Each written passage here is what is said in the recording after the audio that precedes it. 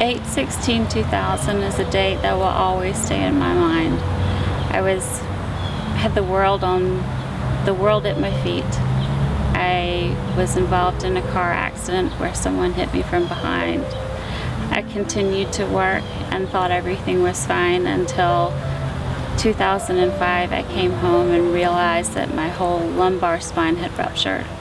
We had 6 back surgeries. From 2006 on to 2008, we went through back surgery dealing with chronic pain and then getting off all the pain meds.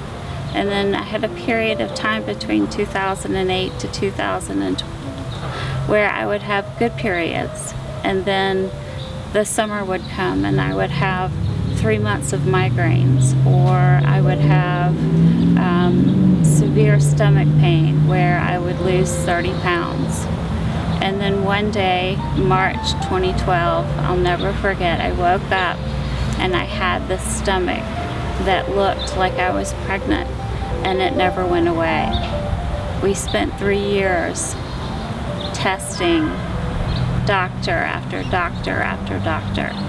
And it wasn't until the love of my father, who I was blessed to have as a physician, who took all of my tests, MRIs, blood works from my whole history, and finally came up with a diagnosis of dysautonomia. Dysautonomia fit all of the list of diseases that I had developed. During that time when I was being told that I was anxiety ridden or a doctor's daughter looking for attention, I went into a hole. I hid in my room. The pain was terrible and I didn't have any way to control it. And living in a dark room for 2 years can really make you depressed and really decide, what are you going to do? Are you either going to stay there in your pain, or are you going to get up and try and do something about it? I decided at that point that I was going to get up and try and do something about it.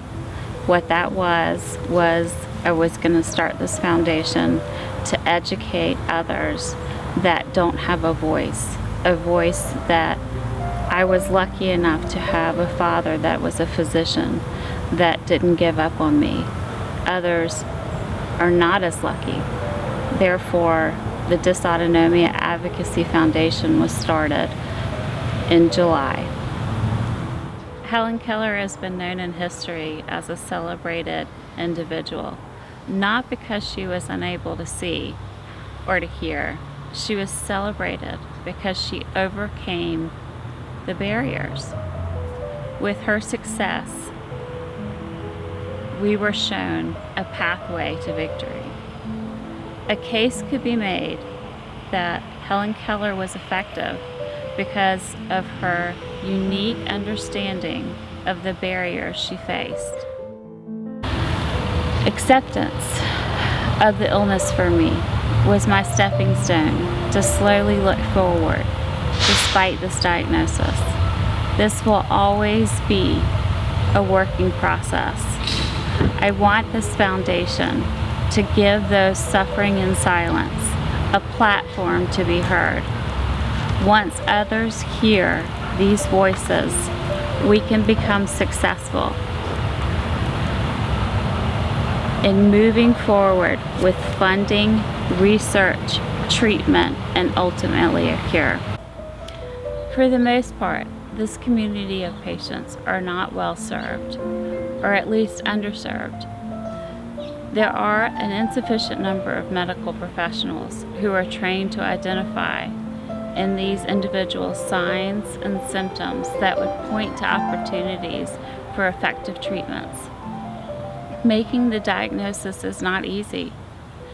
Identifying the specific type of dysautonomia takes understanding, and it takes a trained eye to identify other treatable issues that may masquerade as dysautonomia.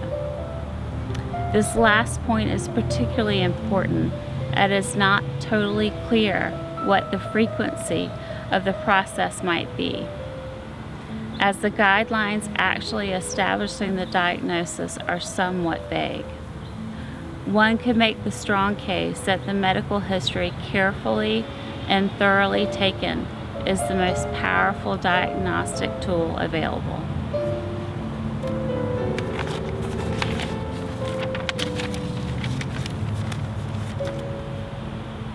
An additional hope of this community is to contribute to a database that would allow an increasingly sensitive history to be obtained from the patient. We are in hopes that the Facebook page and other social media platforms, such as our website, can be the basis from which such a tool of effective history taking can be built. It's hard. Acceptance of this illness for me was my stepping stone to slowly look forward despite the diagnosis. This will always be a working process, and it's not going to be easy. But I want this foundation to give those suffering in silence a platform to be heard. Once others hear these voices, we can become successful in moving forward with funding, research, treatment, and ultimately a cure.